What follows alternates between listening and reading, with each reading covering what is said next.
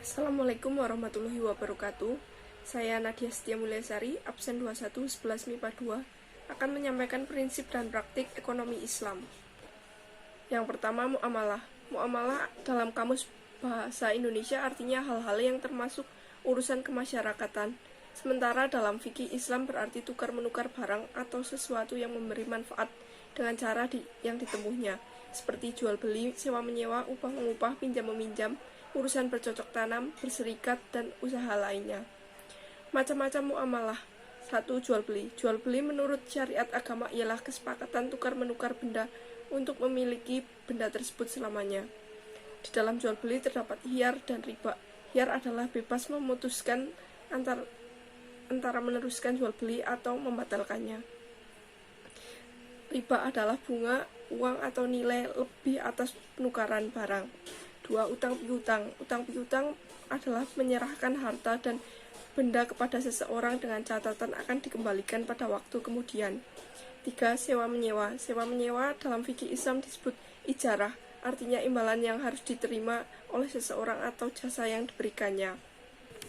Syirkah. Secara bahasa, kata syirkah atau perseorangan berarti mencampurkan dua bagian atau lebih sehingga tidak dapat lagi dibedakan antara bagian yang satu dengan bagian yang lainnya. Menurut istilah, syirkah adalah suatu akad yang dilakukan oleh dua pihak atau lebih bersepakat untuk melakukan suatu usaha dengan tujuan memperoleh keuntungan. Macam-macam syirkah. 1. Syirkah inan adalah syirkah antara dua pihak atau lebih yang masing-masing memberi kontribusi kerja dan modal. 2. Syirkah abdan adalah syirkah antara dua pihak atau lebih yang masing-masing hanya memberikan kontribusi kerja tanpa modal. 3. Syirkah wujuh adalah kerjasama karena didasarkan pada kedudukan, ketokohan atau keahlian seseorang di tengah masyarakat. 4. Syirkah mufawadah adalah syirkah antara dua pihak atau lebih yang menggabungkan semua jenis syirkah di atas. 5. Mudharabah adalah akad kerjasama usaha antara dua pihak, di mana pihak pertama menyediakan semua modal, pihak lainnya menjadi pengelola atau pengusaha. 6. Musakah, muzaharah, dan mukarobah. Perbankan. Bank adalah sebuah lembaga keuangan yang bergerak dalam menghimpun dana masyarakat dan disalurkannya kembali dengan menggunakan sistem bunga.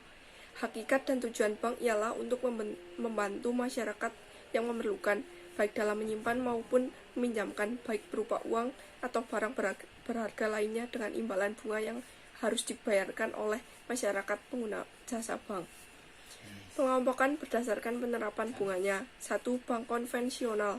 Bank konvensional ialah bank yang fungsi utamanya menghimpun dana untuk disalurkan kepada yang memerlukan, baik perseorangan maupun badan usaha, guna mengembangkan usahanya dengan menggunakan sistem bunga. 2. Bank Islam atau Bank Syariah. Bank Islam atau Bank Syariah ialah bank yang menjalankan operasinya menurut syariat Islam. Istilah bunga yang ada pada bank konvensional tidak ada dalam bank Islam. Asuransi syariah. Asuransi berasal dari bahasa Belanda, asurantie, yang artinya pertanggungan. Dalam bahasa Arab dikenal dengan at-ta'min, yang berarti pertanggungan, perlindungan, keamanan, ketenangan, atau bebas dari perasaan takut. Si penanggung atau asuradir disebut mu'amin, dan tertanggung geseret disebut musta'min.